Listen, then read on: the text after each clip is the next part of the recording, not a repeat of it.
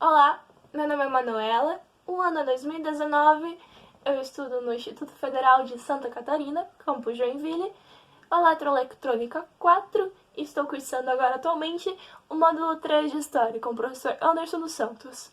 Este é meu Historiarte, que é um trabalho desenvolvido pelo professor Anderson, que envolve uma expressão artística e assuntos trabalhados no semestre. Esse é meu vídeo, fiquem com o meu trabalho.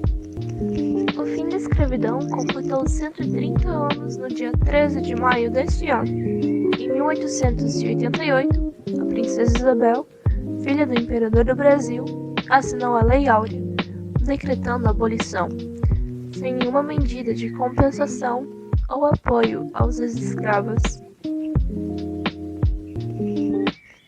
A decisão veio após mais de 3 séculos de escravidão, que resultaram em 4,9 milhões de africanos traficados para o Brasil, sendo que mais de 600 mil morreram no caminho. Mas a abolição no Brasil estava longe de ser benevolência da monarquia. Na verdade, foi resultado de diversos fatores, entre eles o crescimento do movimento abolicionista na década de 1880, cuja força não podia mais ser contida. Entre formas de resistência estavam grandes embates parlamentares, manifestações artísticas, até revoltas e fugas massivas de escravos, que a polícia e o exército não conseguiam e, a partir de certo ponto, não queriam reprimir. Em 1884, 4 anos antes do Brasil, os estados do Ceará e do Amazonas acabaram com a escravidão, dando ainda mais força ao movimento. A disputa continuou no pós-libertação, para que novas políticas fossem criadas, destinando terras e indenizações aos ex-escravos, o que nunca ocorreu. O objetivo deste trabalho é apresentar uma grande personagem dessa parte da história, que ainda hoje pouco é valorizada. A pintura que estou realizando neste vídeo é uma representação de Maria Firmina dos Reis. Maria Firmina dos Reis nasceu dia 11 de março de 1822. Algumas fontes dizem 11 de outubro de 1825. Em São Luís do Maranhão. Filha de Leonor Filipe dos Reis, escrava aforreada do comendador Caetano José Teixeira, viveu em sua cidade natal até seus 5 anos de idade, quando, por conta da morte de sua mãe, teve que se mudar para a casa de sua tia materna, na vila de São José de Guimarães, do município de Viamão. Essa mudança teria sido crucial para sua formação. Formou-se professor e exerceu por muitos anos o magistério, chegando a receber o título de mestra régia. Em 1847, com 25 anos, Reis vence o concurso público para a cadeira de instrução primária, na cidade de Guimarães, Maranhão. Ao se aposentar no início da década de 1880, funda em Massaricó a primeira escola mista gratuita de Maranhão e uma das primeiras do Brasil. Porém, por conta da repercussão e da polêmica causada, a professora foi obrigada a suspender as atividades depois de 2 anos e meio. Maria Firmina dos Reis colaborou assiduamente com vários jornais literários, tais como A Verdadeira Marmota, Semanário Maranhense, O Domingo, O País, Pacotilha, O Federalista e outros. Atuou como folclorista na recolha e preservação dos textos da cultura e literatura oral e também como compositora. Seus 95 anos de vida foram dedicados a ler, escrever, pesquisar e ensinar. A escritora trouxe ao público 3 narrativas de ficção. Úrsula, de 1859, seguramente o primeiro romance publicado por uma mulher negra em toda a América Latina, e o primeiro romance abolicionista de autoria feminina da língua portuguesa. Gupeva, de 1861, narrativa curta de temática indianista, publicada em capítulos na imprensa local, com várias edições ao longo da década de 1860. E o conto A Escrava, de 1887, texto abolicionista empenhado em se inserir como peça retórica no debate então vivido no país, em torno da abolição do regime servil. Além destes, também publicou em 1871 seu volume de poemas Cantos à Beira-Mar, que é marcado por forte inquietação e por uma subjetividade feminina por vezes melancólica diante da realidade oitocentista marcada pelos ditames do patriarcado escravocrata e representada como problema perante a sensibilidade da autora.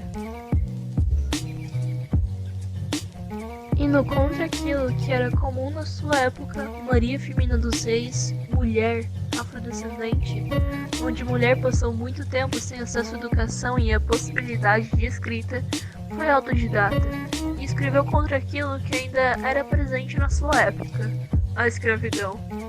Diferentemente de outros romances abolicionistas como Escrava Isaura, escrito em 1875 por Bernardo Guimarães, onde a personagem, quando se posicionava, lamentava ter nascido escrava, mesmo sendo branca, cativa, mesmo tendo dotes. Era passiva submissa, não lamentando contra a escravidão, mas contra o infortúnio paradoxo de ter nascido escrava. Nas escritas de Maria Firmina, suas personagens cativas, com suas falas e atos, se mostram escravos que não são apenas pobres vítimas da escravidão, mas que atuam, rebelam-se contra o senhor cruel e falam com amargura sobre sua situação. Como humanos passíveis de emoções, falam da saudade que sentem da África, da sua família, dos seus irmãos. A partir da voz que dá às suas personagens, Maria Firmina apresenta seu discurso abolicionista. Nas páginas de Úrsula, Preta Suzana fala da dolorosa translação do seu povo para o Brasil. Meteram-me a mim e a mais 300 companheiros de infortúnio e de cativeiro no estreito e infecto porão de um navio. 30 dias de cruéis tormentos e de falta absoluta de tudo quanto é necessário à vida. Passamos nessa sepultura até que abordamos as praias brasileiras.